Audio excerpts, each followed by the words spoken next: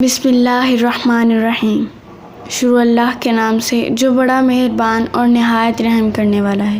اہل سرسار کی ایک قوم جسے قوم سبا بھی کہا جاتا ہے، اللہ تعالیٰ کی بے شمار نعمتوں میں زندگی گزار رہی تھی۔ یہ قوم ایک عظیم تہذیب و تمدن کی مالک تھی۔ حضرت داؤد علیہ السلام اور حضرت سلیمان علیہ السلام کی باعظمت حکومتوں کے بعد ان کی حکومت زبان زد عام و خاص تھی۔ کہا جاتا ہے کہ یہ لوگ گندم کے مغز سے آٹا پیس کر روٹیاں پکاتے تھے، لیکن اس کے برعکس وہ اس قدر اسراف کرنے والے اور ناشکرے تھے کہ انہی روٹیوں کے ساتھ بچوں کا پاخانہ صاف کرتے تھے۔ بعد ازاں ان آلودہ روٹیوں کو اکٹھا کرنے سے ایک پہاڑ بن گیا تھا۔ پھر ایک صالح شخص نے وہاں سے گزرتے ہوئے ایک عورت کو دیکھا جو روٹی کے ساتھ بچے کے پاخانہ کے مقام کو صاف کر رہی تھی۔ اس شخص نے عورت سے کہا، تیرے اوپر افسوس، خدا سے ڈر، کہیں ایسا نہ ہو کہ خدا تیرے اوپر اپنا غضب ڈھائے اور تجھ سے اپنی نعمت چھین لے۔ اس عورت نے جواب میں مذاق اڑایا اور مغرورانہ انداز میں کہا، جاؤ جاؤ، گویا کہ مجھے بھوک سے ڈرا رہے ہو۔ جب تک سرسار جاری ہے مجھے بھوک سے کسی قسم کا کوئی خوف نہیں ہے۔ کوئی زیادہ عرصہ نہیں گزرا تھا کہ اللہ تعالیٰ نے ان لوگوں پر اپنا غضب ڈھایا۔ پانی جو کہ زندگی کی بنیاد ہے ان لوگوں سے چھین لیا، یہاں تک کہ قحط نازل ہوا۔ بات یہاں تک آ گئی کہ ان کی ذخیرہ کی ہوئی تمام غذا ختم ہو گئی۔ آخر کار وہ مجبور ہو گئے کہ انہی آلودہ روٹیوں پر ٹوٹ پڑے جو ان لوگوں نے اکٹھی کر کے پہاڑ کی مانند ڈھیر لگایا ہوا تھا، بلکہ وہاں سے روٹی لینے کے لیے صف لگتی تاکہ ہر کوئی وہاں سے اپنے حصے کی روٹی لے سکے۔ کفران نعمت، قحط اور ان کی بدحالی کے بارے میں متعدد روایات موجود ہیں۔ سورہ نحل کی آیت نمبر 112 اور 113 میں یوں ارشاد ہوتا ہے، اور اللہ تعالیٰ نے اس بستی کی بھی مثال بیان کی ہے جو محفوظ اور مطمئن تھی، اس کا رزق ہر طرف سے باقاعدہ آ رہا تھا، لیکن اس بستی کے رہنے والوں نے اللہ کی نعمتوں کا انکار کیا تو خدا نے انہیں بھوک اور پیاس کا مزہ چکھایا، صرف ان اعمال کی بنا پر جو وہ انجام دے رہے تھے۔ اور یقیناً ان کے پاس رسول آیا تو ان لوگوں نے ان کو جھٹلایا،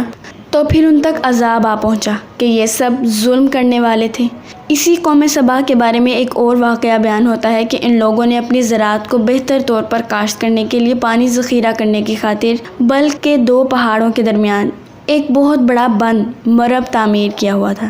سوراخ اور دوسرے پہاڑوں سے گزرا ہوا پانی اس بند میں آ کر وافر مقدار میں جمع ہو جاتا تھا۔ قوم سبا نے اس پانی سے صحیح طور پر استفادہ کرتے ہوئے وسیع و عریض اور بہت سے خوبصورت باغات لگائے اور کھیتی باڑی کو رونق بخشی۔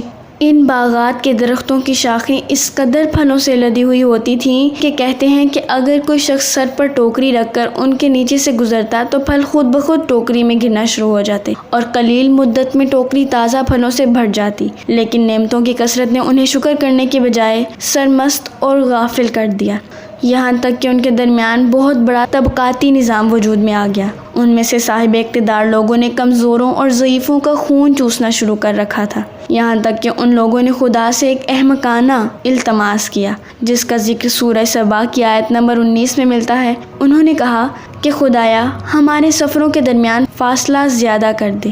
انہوں نے اللہ تعالیٰ سے یہ التماس اس لیے کیا تاکہ غریب اور بے نوا لوگ عمرہ اور ثروت مندان کے ہمراہ سفر نہ کریں۔ ان کی خواہش یہ تھی کہ آبادیوں کے درمیان خشکی ہو اور فاصلہ بہت زیادہ ہو تاکہ تہی دست اور کم آمدنی والے لوگ ان کی طرح سفر نہ کر سکیں۔ اللہ تعالیٰ نے ان مغرور پیٹ کے پجاریوں پر اپنا غضب نازل کیا۔ بعض روایتوں کے مطابق ان مغرور لوگوں کی آنکھوں سے دور صحرائی چوہوں نے مرب نامی بند کی دیواروں پر حملہ کر کے انہیں اندر سے کھوکھلا کر دیا۔ ادھر سے بارشیں زیادہ ہوئیں جن کی وجہ سے سیلاب آ گیا اور اس بند میں پانی بہت زیادہ اکٹھا ہو گیا۔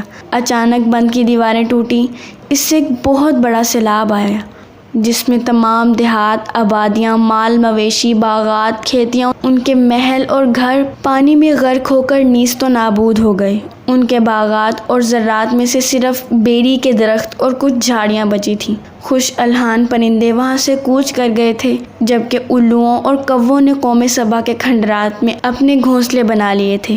اس بات کا ذکر سورہ سبا کی آیت نمبر 15 اور 16 میں ملتا ہے، اور آخر میں سورہ سبا کی آیت نمبر 17 میں قرآن کریم میں اس واقعے کا یوں نتیجہ نکالا ہے کہ یہ ہم نے ان کی ناشکری کی سزا دی ہے اور ہم ناشکروں کے علاوہ کسی کو سزا نہیں دیتے۔